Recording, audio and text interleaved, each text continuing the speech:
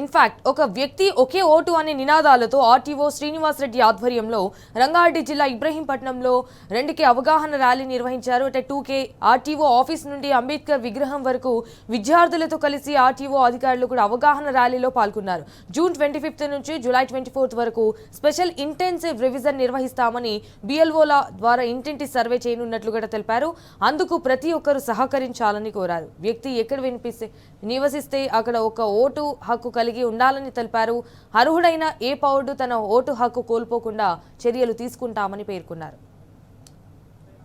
2026 awareness కార్యక్రమంలో భాగంగా మన ఇబ్రహీంపట్నం ఆర్డీఓ ఆఫీస్ నుంచి అంబేద్కర్ చౌరస్తా వరకు 2K రన్ నిర్వహించడం జరిగింది. ఈ 2K రన్లో ముఖ్యంగా ఏంటంటే మనకు SIR పైన అవగాహన కల్పిస్తూ రేపు 25/6/2026 నుండి 24/7/2026 వరకు అంటే ఒక నెల రోజులు BLOలు ఇంటింటికి తిరిగి ఇంటింటి గణన చేయడం జరుగుతుంది. ఈ హౌస్ టు హౌస్ సర్వేలో భాగంగా BLOలు 2 ఫామ్స్ ప్రతి ఓటర్కి 2 ఫామ్స్ ఎన్యూమరేషన్ ఫామ్స్ వస్తాయి. ఆ ఎన్యూమరేషన్ ఫామ్స్ కరెక్ట్ వివరాలతోటి నింపి ఒకటి ఓటర్ తన వద్ద పెట్టుకోవాలి, ఒకటి BLOకు ఇవ్వాలి.